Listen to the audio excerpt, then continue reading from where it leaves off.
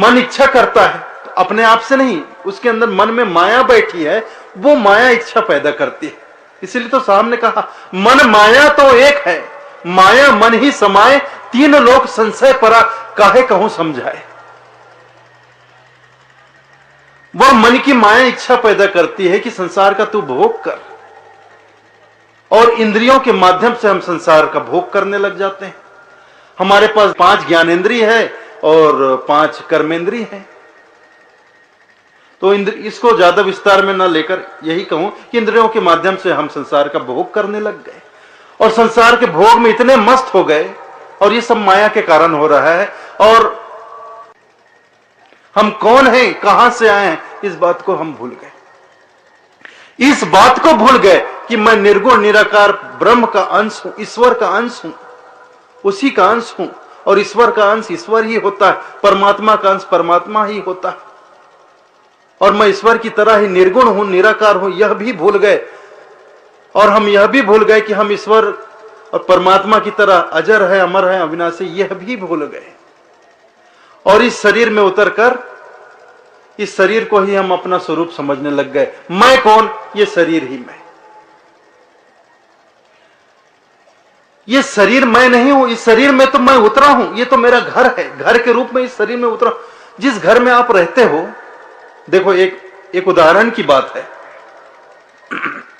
सबका घर है, सबका घर है, किसी न किसी गांव में, शहर में सबका घर है। उस घर को मैं हूं बोलते हो क्या आप?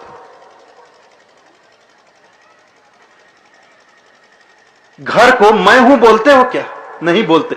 क्या बोलते हो? ये मेरा घर है, ये मेरे सोने का कमरा है, ये मेरे बैठने का कमरा है, ये मेरी रसोई है, यहां मैं खाना खाता हूं, ये मेरे नहाने स्नान घर है। घर को ऐसा नहीं कहते कि ये मैं हूं, ऐसा नहीं कहते, ये मेरा घर है बोलते हैं।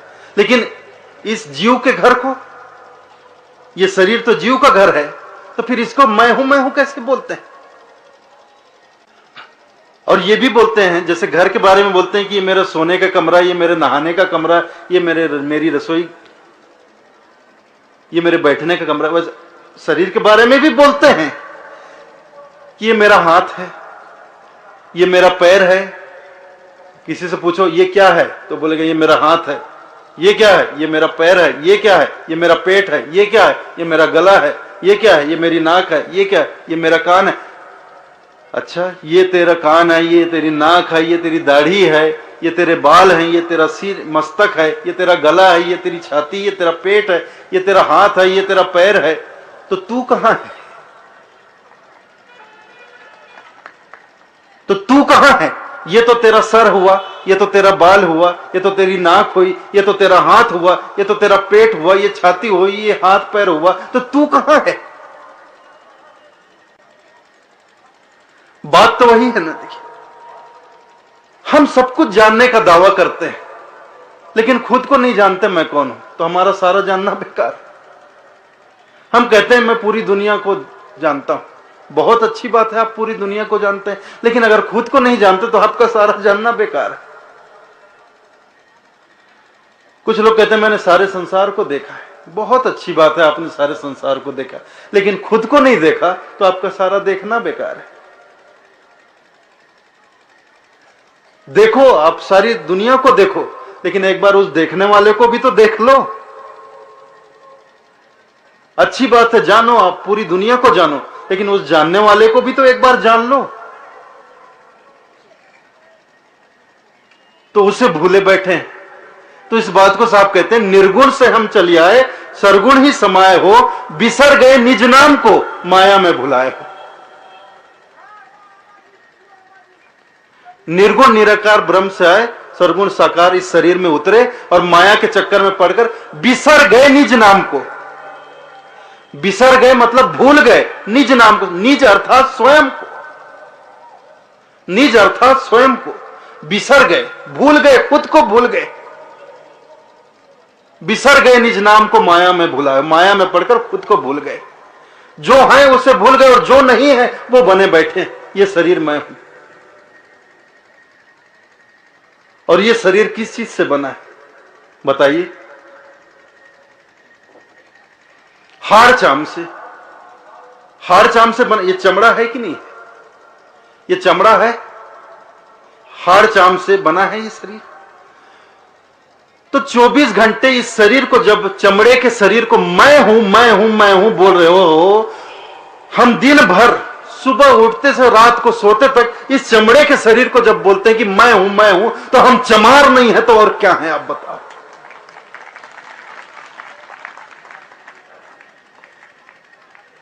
और वास्तव में जो है उसका हमें पता नहीं। और चमड़े को मैं हूं तो हम खुद को तो चमार बोल रहे हैं। जब चमड़े को मैं हूं बोल रहे हैं तो हम चमार हैं। तो साहब कहते हैं साईं के परिचय बिना चारों वर्ण चमार। वास्तव में जो हम हैं उसके अंश हैं, उसका हमें परिचय नहीं, उसको नहीं जाना है तो नहीं जाना है तो हम चमार। चमड़े को अपना स्वरूप माने तो हम चमार है, सीधी सी बात। तो इस तरह से साहब ने, देखो कितनी गहरी बात साहब ने कही।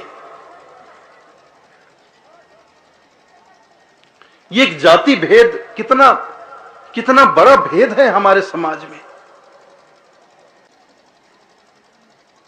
तो इस भेद को साहब ने मिटाने के लिए कहा।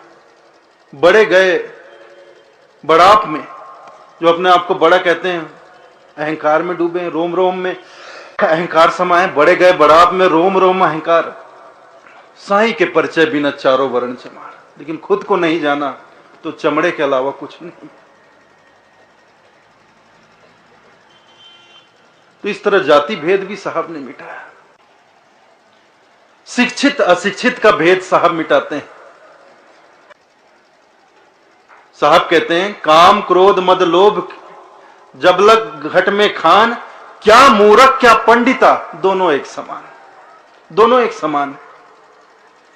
कितने भी विद्वान हो, कितने भी पढ़े लिखे हो, लेकिन काम क्रोध मद लोभ मोह ईर्षा राग द्वेष छल कपट चतुराई, ये सारे विकार अगर मन में भरे हैं तो एक मूर्ख में और एक विद्वान में कोई अंतर नहीं। क्या मूर्ख क्या पंडिता दोनों एक समान। पंडित किसी जाति को नहीं, ऐसा मत समझना कि ब्राह्मण जाति को कहा जाए। पंडित मतलब जो अपने आप को विद्वान समझता है, शिक्षित समझता है। तो एक मूर्ख में और एक विद्वान में कोई अंतर नहीं है अगर उसके हृदय में ये सारे विकार भरे, मन में सारे विकार भरे।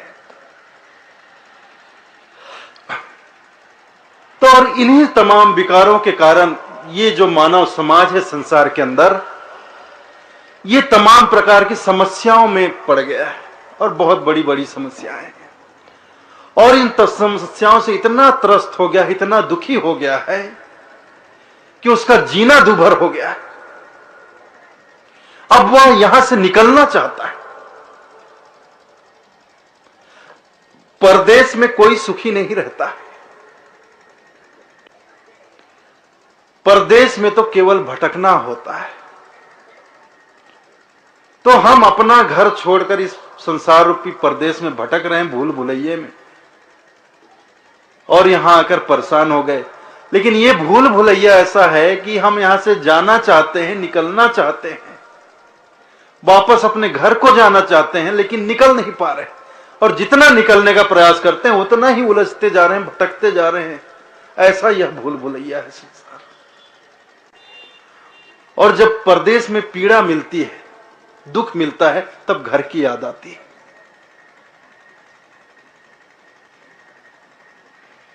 साहब ने गाया है, साईं की नगरिया जाना है रे बंदे, जग नहीं अपना बेगाना है रे बंदे। हमें अपने घर जाना है, ये संसार तो बेगाना है और इस संसार में दुख है। इस संसार की स्थिति तो ऐसी है, ये वीराना देश है, यहां कोई सौंदर्य नहीं। तो ऐसे वीराने देश में क्या रहना, चलें अपने देश। रहना नहीं देश वीराना, यह संसार कागज की पुड़िया बूंद पड़े धुल जाना है। यह संसार झाड़ और झांखड़ आग लगे बर जाना है। यह संसार कांटे की बाड़ी उलझ पुलझ मर जाना है। कहत कबीर सुनो भाई साधो, सदगुरु नाम ठिकाना। सदगुरु ही है जो इस भूल भुलैया से निकालकर हमें वापस अपने घर को ले जाएंगे। तो सदगुरु की टेक लगाएं, उनको पुकार लगाएं। और हमने पुकार लगाया, जीवों ने पुकार लगाया। और पुकार सुनकर ही सदगुरु इस धरा पर आए। अमर लोक से हम चली आए, आए जगत मझारा हो, सही छाप परवाना लाए, समृत के कड़िहारा हो। जियो दुखी देखा भव सागर, ता कारण पगुदारा हो, वंश 42 थाना रोपे, जम्बू द्वीप मझारा हो। जियो की पुकार सुनकर, उनके दुखों को दूर करने और दुखों को देखकर मैं इस संसार में आया और कड़िहार बनकर आया, ताकि जियो की नैया को खेकर इस भवसागर से पार लगा। कड़िहार बनकर सदगुरु आए और वंश 42 थाना रोपे, जम्बू द्वीप मझारा। हर सदगुरु को एक विवेकी योग्य शिष्य की तलाश होती है,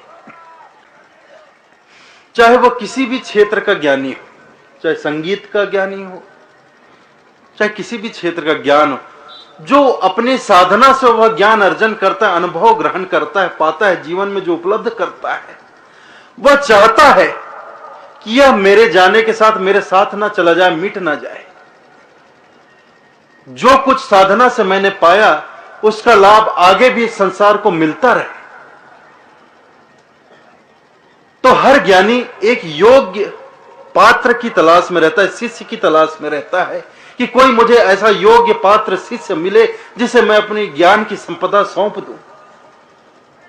जो अनुभव मैंने पाए हैं अपने जीवन में, जीवन की साधना से, अपना सारा अनुभव कोई योग्य पात्र मिले तो उसके पात्र में उड़ेल दूं, ताकि मेरी साधना का लाभ आगे भी संसार को मिलता रहे। तो सदगुरु कबीर साहब को भी एक विवेकी शिष्य मिले, धनी धर्मदास साहब के रूप में। और जब धनी धर्मदास जी साहब सदगुरु को मिले, तब सदगुरु कबीर साहब की खोज समाप्त हुई। सदगुरु कबीर साहब ने कहा, धर्मदास तुम बड़े विवेकी, तुमरे घट बुद्धि बढ़ देखी, खोजत खोजत तुमको पाया, सकल भेद खोल बतलाया। सदगुरु कबीर साहब ने धनी धर्मदास साहब को अपने योग्य शिष्य के रूप में प्राप्त किया। उन्हें लगा कि यही योग्य पात्र है, इस पात्र में मैं ही अपनी सारी ज्ञान संपदा, जो मेरे अनुभव का जो भंडार मेरे अंदर भरा है, उसे सौंप सकूं। वह पात्र तो यही धर्मदास जी साहब ही हैं। और बांधवगढ़ में जब साहब गए, सम्मत 1520 के साला, बांधवगढ़ कीन धर्मशाला, धर्मनी को सब कहे प्रसंगा, तुम मोरे हो भक्ति के अंगा। सम्मत 1520 के साला बांधवगढ़ कीन धर्मशाला। सम्मत 1520 में साहब बांधवगढ़ गए, वहां उन्होंने मुकाम किया। धर्मनी को सब कहे प्रसंगा, तुम मोरे हो भक्ति के अंगा। और सारा वृतांत, सारा ज्ञान का भंडार उन्हें कह सुनाया। धर्मनी को सब कहे प्रसंग, सारे प्रसंग उन्हें सुना दिए, बता दिए, सारे भेद रखा दिया और उन्हें अपना अंग बना लिया। तुम मोरे हो भक्ति की। ऐसी भक्ति धनी धर्मदास साहब ने की, टूट कर की, समर्पित भाव से सर्वस्व अपना न्यौछावर कर दिया। इस तरह से सदगुरु के शरण। फिर धन छूट गया, संपत्ति छूट गई, व्यापार छूट गया, समाज छूट गया, परिवार छूट गया, सब संसार छूट गया, लेकिन सदगुरु के चरण नहीं छूटे। ऐसी भक्ति उन्होंने की। जीवन का ऐसा कोई प्रश्न नहीं, ऐसी कोई शंका नहीं जो धनी धर्मदास जी साहब ने सदगुरु के समक्ष ना रखी। और धनी धर्मदास जी साहब का कोई ऐसा प्रश्न नहीं, कोई ऐसी शंका नहीं जिसका समाधान सदगुरु कबीर साहब ने ना दिया।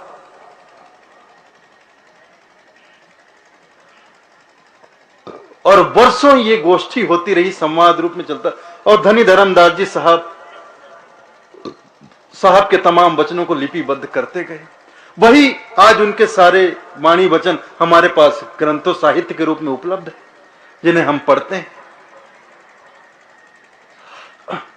तो तो पात्र मिले धनी धर्मदास जी साहब। और देखो, पात्र, जब तक पात्र ना हो, ये सीधी सी बात है, सीधी से समझने वाली बात है। कितनी भी दूध देने वाली गाय क्यों ना हो, कितने भी दूध देने वाली गाय क्यों ना हो, उसको दूहने वाला ग्वाला ना हो, उसका दूध संसार को नहीं मिल सकता है। हर किसी में ये क्षमता नहीं होती, हर किसी में ये गुण नहीं होता कि वह गाय को दूध सके, उसका दूध निकाल सके। दूहने वाला ग्वाला जब आता है तभी उस गाय का पौष्टिक दूध संसार को मिलता है। तो सदगुरु कबीर तो ज्ञान का दूध देने वाले गाय थे, लेकिन अब तक उन्हें कोई ग्वाला नहीं मिला था जो उनके ज्ञान को दूह सके। वो ग्वाले के रूप में मिले धनी धर्मदास जी साहब। उन्होंने सदगुरु कबीर साहब के ज्ञान के दूध को दूहा, तब सदगुरु का ज्ञान आपको, हमको, सबको मिल रहा है।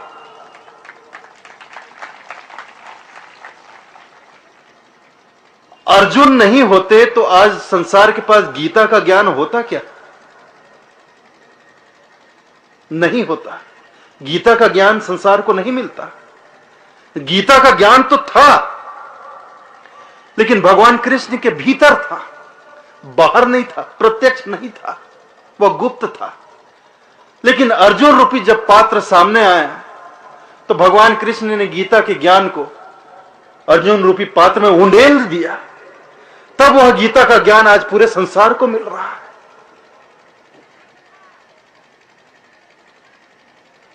कितने भी मीठे जल से भरा हुआ कुआं हो, लेकिन पानी निकालने के लिए पात्र ना हो तो आपकी प्यास बुझेगी कैसे?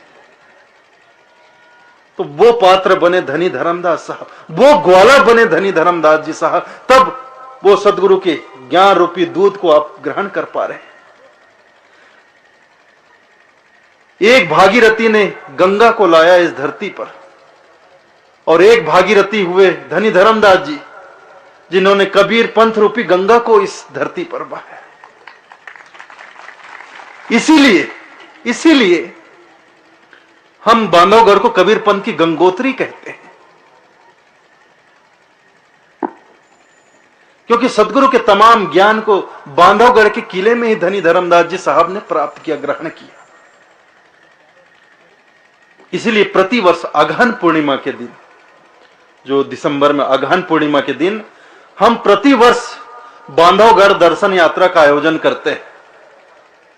मैं प्रतिवर्ष 2 दिवस मतलब पूर्णिमा के एक दिन पहले और पूर्णिमा को बांधवगढ़ में रहता हूं, और ये मध्य प्रदेश सरकार की बड़ी मेहरबानी है, बड़ी कृपा है कि भक्तों के दर्शन के लिए बांधवगढ़ किले का द्वार वो निःशुल्क एक दिन के लिए खोलती है, पूर्णिमा के दिन के लिए। तो तमाम भक्त बांधवगढ़ किले का दर्शन, उस स्थल को देखते हैं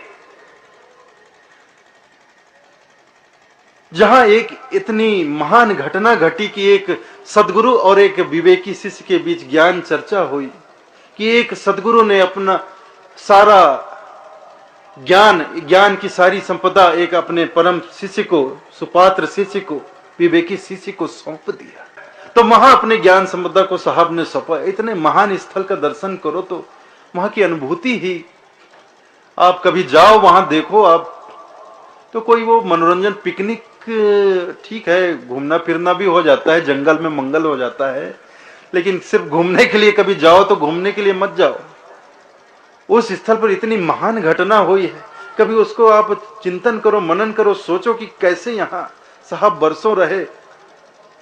वर्षों रहे यहां, मतलब सत्संग हुआ, ज्ञान चर्चा हुई, धनी धर्मदास जी जैसे महान भक्त वहां हुए।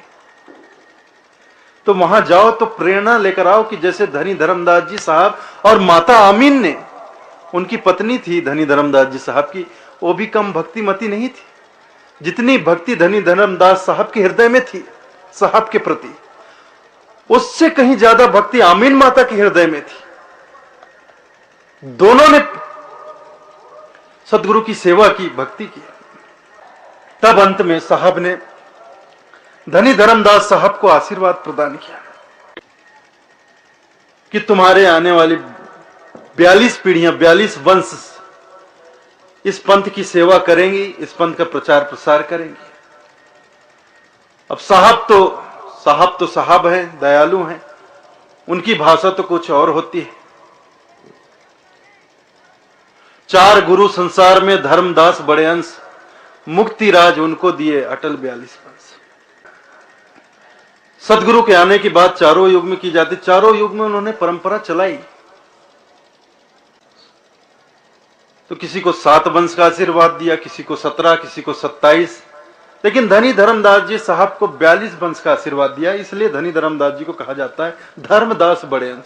4 गुरु संसार में, सहते जी, गुरु बंके जी और चतुर्भुज जी और धनी धर्मदास जी, लेकिन सबसे ज्यादा वंशों का आशीर्वाद धनी धर्मदास जी साहब को मिला, इसलिए उन्हें बड़ा अंश कहा जाता है। 4 गुरु संसार में, धर्मदास बड़े अंश, मुक्ति राज उनको दिए अटल 42। मुक्ति राज को सदगुरु कबीर, वो मुक्ति के राजा हैं। उनके शरण में जाने मात्र से मुक्ति मिल जाती है जीव को। एक भजन आप गाते हो ना, पिया मिले सतज्ञानी, गाते हो ना, उसमें एक लाइन नहीं आया, मुक्ति भरे जहां पानी। उनके चरणों में तो मुक्ति पानी भरती है। तो उनके शरण में जाने में, एक बार शरणागत हो जाओ, तन मन धन सर्व समर्पित हो जाओ कि साहब सदगुरु मैं तेरा हुआ, मैं तुम्हारा हो गया और तुम मेरे हो गए। तो ऐसे ही धर्मदास साहब हुए, तो उन्हें 42 वंश का आशीर्वाद मिला और ये पीढ़ी फिर चलने लगी। फिर चूड़ामणि नाम साहब बांधवगढ़ से फिर वो छत्तीसगढ़ में कुधुरमाल में चले गए। वहां रहकर उन्होंने साहब के वाणी वचनों का प्रसार प्रसार किया, कबीर पंथ की सेवा की। फिर सुदर्शन नाम साहब रतनपुर में जाकर उन्होंने प्रचार केंद्र स्थापित किया, वहां से उन्होंने कबीर पंथ का प्रचार किया, साहब के वाणी वचनों का प्रचार किया। समाज में, मानव समाज में साहब के वाणी वचनों से जागरूकता, एक जागृति लाने का प्रयास किया। फिर तीसरे वंश गुरु जो हुए कुलपत नाम साहब, वो वापस चले गए कुधुरमाल, वहां से फिर उन्होंने कार्य किया। और चौथे वंश गुरु पंच श्री हजूर प्रमोद गुरु बाला पीर साहब कुछ समय तक रायपुर के पास बंगोली नाम के ग्राम में रहे, लेकिन रायपुर राज के राजा ने उन्हें कुछ प्रताड़ित किया। तो उनकी प्रताड़ना से परेशान होकर साहब रायपुर राज, उस समय तो स्टेट होता था, स्वतंत्र देश नहीं था, तो रायपुर राज छोड़कर यहां मंडला में आ गए साहब। और ये नर्मदा नदी के तट पर, यहां देखिए सामने बहुत से गुजराती बैठे हैं, और इस नर्मदा नदी का ही पानी आप लोग पीते हो वहां पर। इस नर्मदा नदी से ही आपका गुजरात हरा भरा है। और ये नर्मदा नदी निकली है अमरकंटक से। इस नर्मदा नदी का उद्गम स्थल अमरकंटक में है, नर्मदा कुंड कहते हैं। तो इस नर्मदा नदी के तट पर बाला पीर साहब ने प्रचार केंद्र स्थापित किया और यहां रहकर, और कहते हैं, बताते हैं संत लोग, हमने पुराने संतों से सुना है और ऐसा कहा जाता है पुराने, कि इस परंपरा में पंच श्री प्रमोद गुरु बाला पीर नाम साहब सबसे सर्वाधिक, सबसे प्रतापी वंश गुरु हुए। अद्भुत उनका व्यक्तित्व था, सबसे बहुत प्रतापी पुरुष थे, योगी पुरुष थे, तपस्वी पुरुष थे। और ये जो हमारा निशान है आप देखते हैं, हमारे कबीर पंथ का जो ध्वज है, झंडा, श्वेत निशान, ये हमारे कबीर पंथ को बाला पीर साहब की ही देन है। उससे पहले ये श्वेत निशान नहीं होता था। बाला पीर साहब ने ही ये सफेद ध्वजा, सफेद श्वेत निशान हमारे कबीर पंथ को प्रदान किया। तब से ये प्रथा चली कि कबीर पंथ का कोई भी मठ, मंदिर, आश्रम हो, वहां पे ये श्वेत निशान लगाया जाता है प्रतीक के तौर पर। ये श्वेत निशान प्रतीक है सादगी का, प्रेम का, सद्भाव का, सदाचार का, सद्भावना का। तो ये बाला पीर साहब की देन है। और आप हम धन्य हैं कि उन बाला पीर साहब की कर्म भूमि पे, तपोभूमि पे आज हम बैठे हैं, उस स्थल के दर्शन कर रहे हैं। हमारा जीवन धन्य हो गया। आज, कल और परसों 3 दिवस हम यहां रहेंगे। हम उस स्थल के दर्शन करेंगे जहां साहब विराजमान होते थे, जहां उनकी समाधि स्थित है। उसके बाद 5वें गुरुजी जो हुए वो धमधा चले गए, अब छत्तीसगढ़ में। वहां से उन्होंने साहब के वाणी वचनों का प्रचार किया। 6वें वंश गुरु अमोल नाम साहब, 5वें केवल नाम साहब, 6वें अमोल नाम साहब वापस मंडला आ गए और अमोल नाम साहब ने रहकर मंडला में यहां पंथ की सेवा की, पंथ का प्रचार प्रसार। उनकी समाधि भी यहीं स्थित है। उसके बाद सुरत सनेही नाम साहब हुए, वो छिंदवाड़ा जिले में चले गए। इसी मध्य प्रदेश में छिंदवाड़ा जिला है। छिंदवाड़ा से 20-25 किलोमीटर की दूरी पर सिंघोड़ी नाम का ग्राम है। वहां से उन्होंने कबीर पंथ का प्रचार प्रसार किया, पंथ की सेवा की। फिर 8वें जो गुरुजी हुए वंशगुरु हक नाम साहब, वो कबीर धाम चले गए, जिसको आप कवर्धा के नाम से जानते हैं। वास्तव में उसका नाम कबीर धाम ही रखा गया था, लेकिन अंग्रेजों के समय पर वो नाम बिगड़ गया। अंग्रेज लोग ठीक से हिंदी शब्द का उच्चारण नहीं कर पाते, तो कबीर धाम को कबरधा ऐसे बोलते थे। कबीर का कबर रह गया और धाम का धा रह गया, कबरधा। तो भाई अंग्रेज लोग तुतलाते थे तो तुतलाते थे, उनके जाने के बाद हम भी तुतलाने लग गए। वो कबीर धाम को कबरधा कहते थे, तो हम भी कबरधा ही कहने लग गए। फिर यह तथ्य, यह सारा प्रमाण हमने जुटाकर छत्तीसगढ़ सरकार के सामने रखा कि यह जो कवर्धा नाम है, यह कबीर धाम का अभ्रंश, बिगड़ा हुआ नाम। तो जो विश्वविद्यालय है, रविशंकर विश्वविद्यालय के इतिहास विभाग से सरकार ने इस बात के प्रमाण मांगे। तो इतिहास विभाग ने 13 प्रमाण, ठोस प्रमाण, प्रशासनिक दस्तावेजों से निकालकर 13 प्रमाण सरकार को सौंपे। तब सरकार ने उस कबीर धाम जिले का नाम, कवर्धा जिले का नाम कबीर धाम जिला किया। आज पूरे भारत में एकमात्र ऐसा जिला है छत्तीसगढ़ के अंदर जिसका नाम कबीर धाम है। कबीर धाम जिला, कबीर धाम सिर्फ एक ही जिला है। एक जिला और बना था यूपी में, उत्तर प्रदेश में। मायावती जी जब थी वहां पे मुख्यमंत्री, तो उन्होंने जहां मगहर जिस तहसील में है, मुर्शिदाबाद क्या है, खलीलाबाद तहसील के अंदर, तो उसको एक नया जिला बनाया था। उस जिले का नाम कबीर नगर रखा था उसने। लेकिन बाद में सरकार बदलते उन्होंने सारे नए जिलों को विलोपित कर दिया। तो अब तो आज की तारीख में एक ही साहब के नाम पर एक जिला है छत्तीसगढ़ के अंदर, जिला कबीर धाम, जिसको आप कवर्धा कहते हैं। तो हक नाम साहब, 8वें वंश गुरु हक नाम साहब सिंघोड़ी से वहां चले गए। वहां उन्होंने केंद्र स्थापित किया और वहां 4 वंश गुरुओं ने वहां से कबीर पंथ का प्रचार प्रसार किया, कबीर पंथ की सेवा की। हक नाम साहब, पाक नाम साहब, प्रगट नाम साहब, धीरज नाम साहब, 8वें, 9वें, 10वें और 11वें वंश गुरु। फिर 12वें वंश गुरु उग्र नाम साहब वहां चले गए जहां आज आप लोग जाते हो, कबीर धर्मनगर दामाखेड़ा। सन 1904 में वहां प्रचार केंद्र कबीर आश्रम की स्थापना हुई और तब से लेकर आज तक कबीर धर्मनगर दामाखेड़ा ही विगत 100 वर्षों से कबीर पंथ का मुख्यालय है। वहीं से कबीर पंथ का संचालन होता है, कबीर पंथ का प्रचार और प्रसार होता है। तो वहां रहे 12वें वंश गुरु उग्र नाम साहब, 13वें वंश गुरु दया नाम साहब और 14वें वंश गुरु हमारे जो गुरुदेव हैं परम पूज्य पंचरे हजूर गृंद मुनि नाम साहब। और उनके पश्चात 15वें पीढ़ी के रूप में मैं अभी आपकी सेवा में उपस्थित हूं, हाजिर हूं। ये सब साहब की कृपा है, साहब का आशीर्वाद है, साहब की आज्ञा का पालन हो रहा है। हम तो बहुत तुच्छ हैं, हम तो उनके चरणों के धूल हैं। साहब ने जो आशीर्वाद दिया, जो आज्ञा दी, उनकी आज्ञा का पालन हो रहा है। हम तो इस पंथ के एक छोटे से कार्यकर्ता हैं और आप सब हमारे साथी हैं। हम सब साथ मिलकर साहब ने जो मार्ग बतलाया है भूल भुलैया से बाहर निकलने का, हमारी ही पुकार पर साहब इस संसार रूपी भूल भुलैया में आए हैं।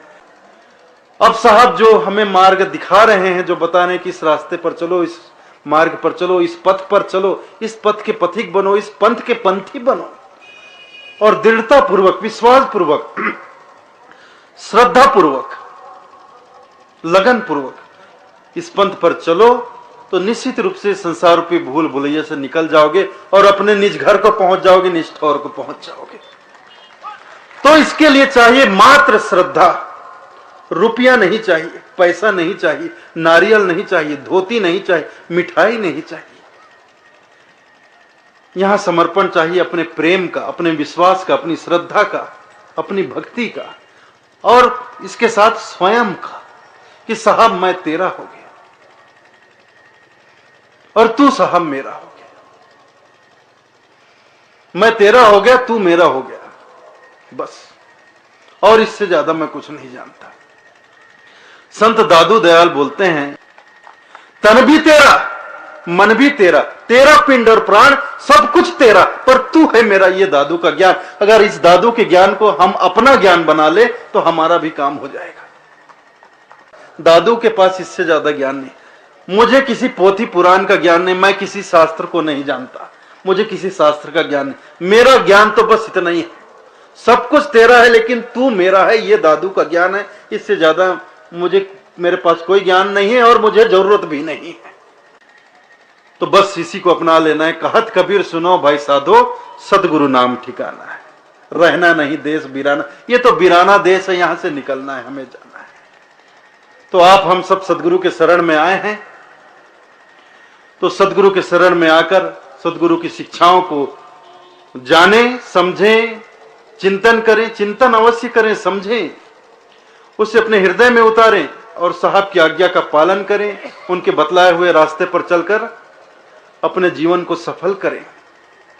अपने जीवन को सफल करने के लिए ही हम साहब के शरण में आए और साहब हमारे जीवन को सफल बनाने के लिए इस धरा पर आए हैं। तो इन दोनों ही कार्य को सार्थक करना हमारी श्रद्धा, हमारी भक्ति, हमारे विश्वास, हमारी दृढ़ता, हमारी लगन पर ही निर्भर है।